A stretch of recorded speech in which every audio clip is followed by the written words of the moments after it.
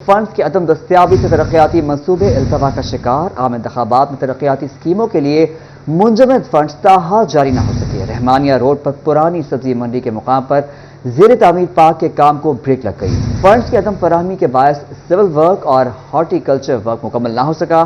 Park کو 31 جنوری تک شہریوں کے لیے کھولے جانے کا اعلان کیا گیا تھا۔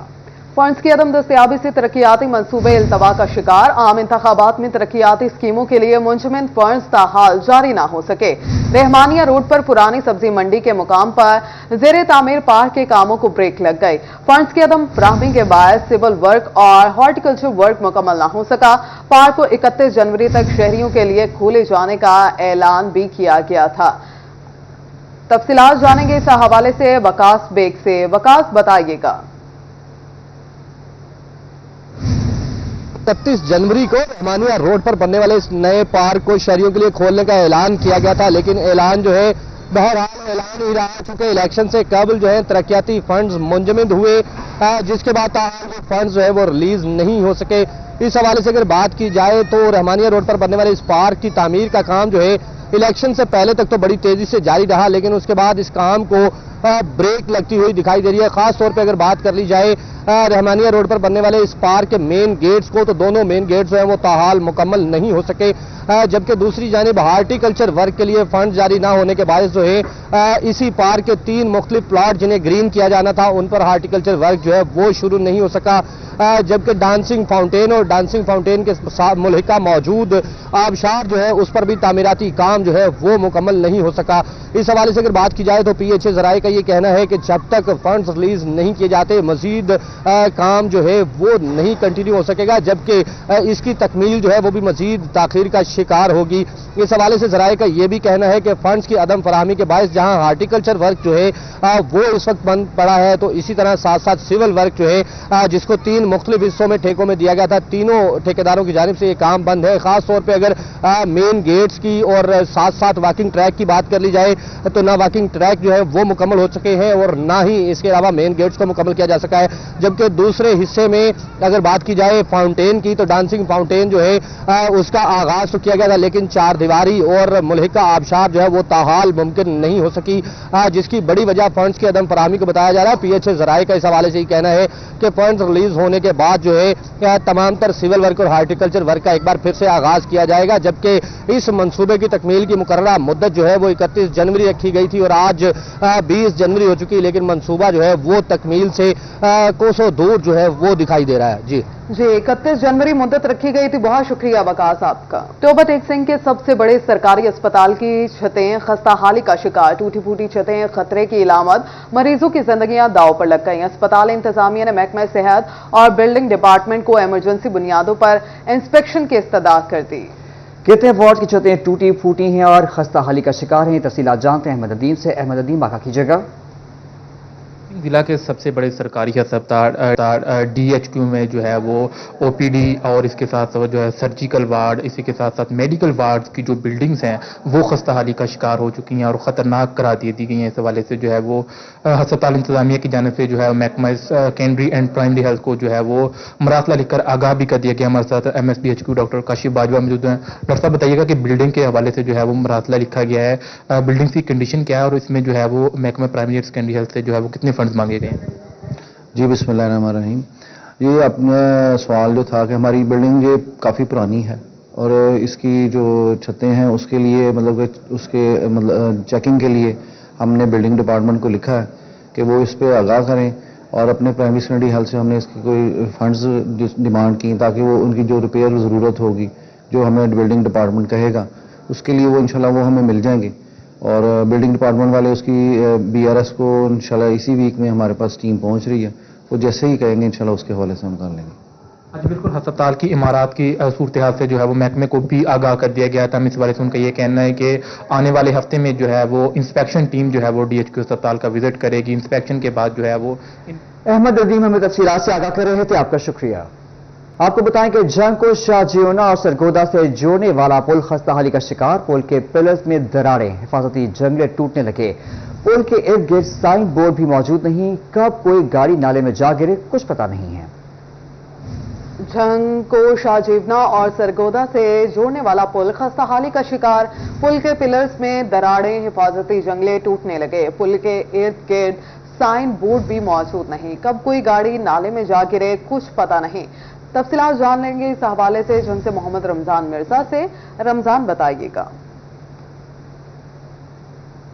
जी बिल्कुल, हम उसी पुल के सामने मौजूद हैं और ये 30 साल से जो है वो कबल जो है वो इस पुल को बनाया गया था और इसके हिफाजती जंगले जो है वो इस वक्त टूट फूट का शिकार हो चुके हैं। इसके साथ साथ जो इसके स्लिप रोड्स हैं और इसकी तरफ मुड़ने के बाद जो हिफाजती दीवारों की ज़रूरत थी वो भी दीवारें जो हैं वो टूट फूट का शिकार हैं। रात के वक्त कोई भी हादसा जो है वो रूनुमा हो सकता है।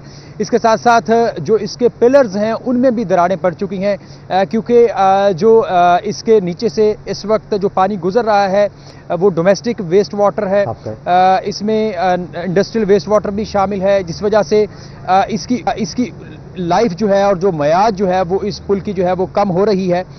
लेकिन इसकी मरम्मत के लिए जो है ना तो इरिगेशन डिपार्टमेंट की जानिब से कोई इक़दाम उठाए जा रहे हैं, ना ही ज़िला इंतज़ामिया और ना ही हाईवे की जानिब से इस पुल की तामीर और इसकी मरम्मत के लिए कोई इक़दाम जो हैं वो उठाए गए हैं, जिसके सबब अंदेशा है कि ये किसी वक्त भी किसी बड़े हादसे का जो है वो सबब बन सकता है क्योंकि इसकी इर्द गिर्द की जो हिफाजती दीवारें हैं वो इस वक्त मुकम्मल तौर पर टूट फूट का शिकार हो चुकी हैं।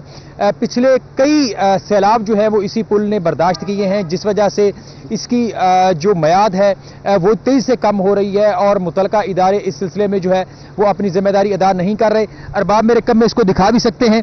अरबाब ये दिखाइएगा, इसके जो जंगले हैं वो इस वक्त इंतहाई खस्ता हाल हो चुके हैं और जिस वजह से ऊपर से इंतहाई हैवी ट्रैफिक गुजरती है और रिंग रोड के ऊपर जाने वाला तमाम तर क्रशिंग का मटेरियल जो कि सरगोदा से पत्थर या दीगर चीज़ें लाई जाती हैं वो भी जो है वो इसी पुल से गुजरता है। लेकिन मुतलका इदारों की जानिब से जो है इस हवाले से जो है वो मौसर इक़दाम जो है वो नहीं उठाए जा रहे। जी रमजान, बहुत शुक्रिया आपका। चिन्नौर इंतजामिया ने सरकारी महकमों के सरबराहान से डिस्ट्रिक्ट कॉम्प्लेक्स में दफातर के क़याम के लिए तजावीज़ तलब कर दी। महकमों के सरबराहान ने लैंड अलॉटमेंट के लिए काम शुरू कर दिया है। तफसीलात जानेंगे बाबर मुनीर से। बाबर बताइए।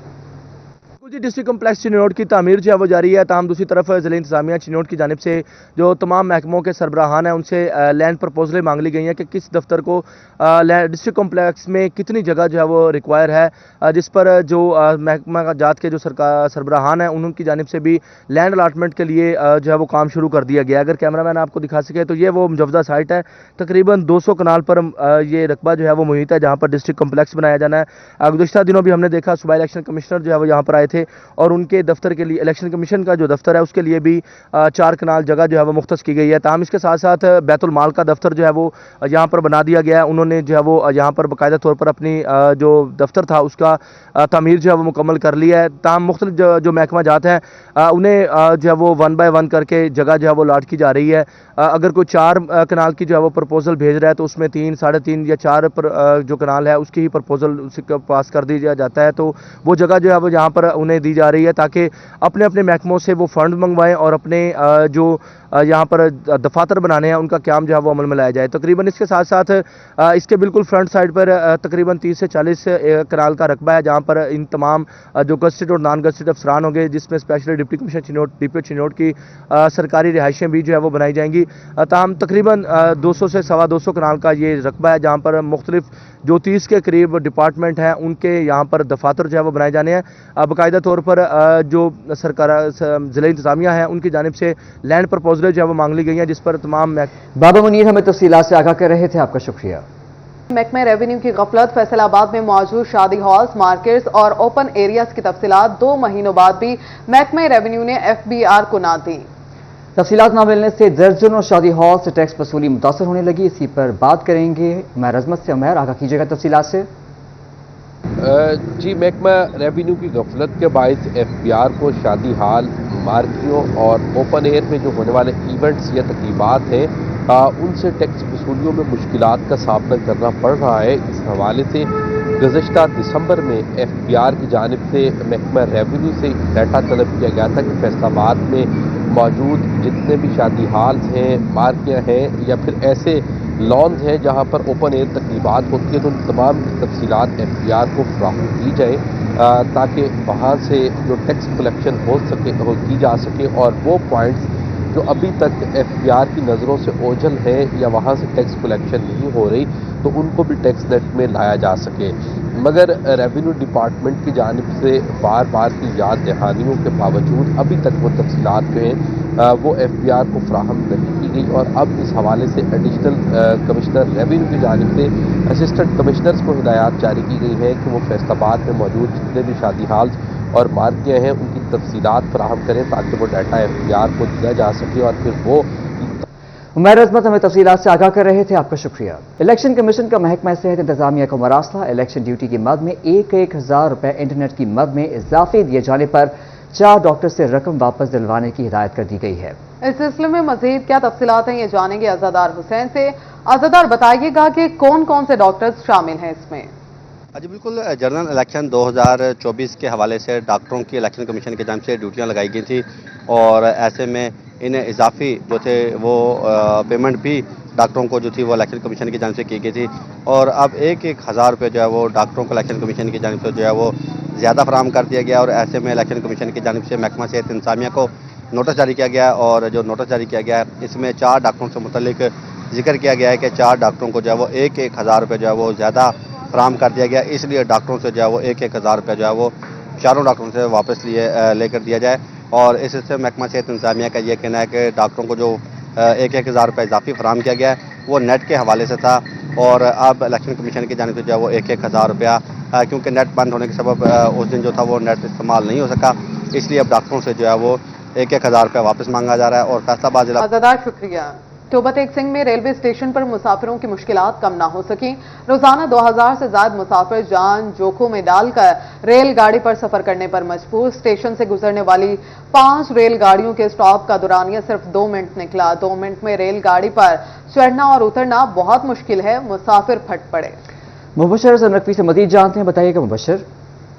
بالکل، ٹوبہ ٹیک سنگھ بڑا ریلوے اسٹیشن جہاں سے 5 ٹرینیں گزرتی ہیں، ایکسپریس، ملت ایکسپریس، پاکستان ایکسپریس، شالیمار، رحمان بابا اور کراکرم ایکسپریس، جن کا سٹاپ صرف 2 منٹ ہی منظور ہو سکا ہے۔ بلا شبہ 2 منٹ میں مسافروں کے لیے ٹرین پر سوار ہونا اور اترنا ایک مشکل ترین کام ہے۔ مسافروں کو جان جوکھوں میں ڈالنی پڑتی ہے اور اس کے بعد وہ سفر کے لیے ٹرین تک پہنچ پاتے ہیں۔ اس حوالے سے کچھ مسافر موجود ہیں، ان سے بات بھی کرتے ہیں اور جانتے ہیں۔ آپ بتائیے گا کدھر جا رہے ہیں؟ 2 منٹ کا سٹاپ تو انتہائی کام ہوتا ہے، کیا پریشانی ہوتی ہے؟ سر جی ਅਸੀਂ ਮੁਲਤਾਨ ਜਾ ਰਹੇ ਹਾਂ, 2 ਮਿੰਟ ਦਾ ਸਟਾਪ ਹੁੰਦਾ ਵਾ ਤੇ ਇੱਥੇ ਰੁਕਣਾ ਪੈਂਦਾ। ਨਿੱਕੇ ਨਿੱਕੇ ਬੱਚੇ ਵੀ ਹੁੰਦੇ ਨੇ, ਛੋਟਾ ਛੋਟਾ ਸਮਾਨ ਵੀ ਲੈਣਾ ਹੋਣਾ, ਫਿਰ ਠੀਕ ਹੈ ਨਾ। ਤੇ ਇਹਨਾਂ ਕੋ ਚਾਹੀਦਾ ਰੇਲਵੇ ਵਾਲਿਆਂ ਨੂੰ ਕਿ ਜਿਹੜਾ ਸਾਡਾ ਟਾਈਮ ਨਾ ਜਾਂ 20 ਮਿੰਟ ਹੋਵੇ ਜਾਂ 10 ਮਿੰਟ ਹੋਵੇ, ਠੀਕ ਹੈ ਨਾ, ਕੋਈ ਤੰਗੀ ਨਾ ਹੋਵੇ।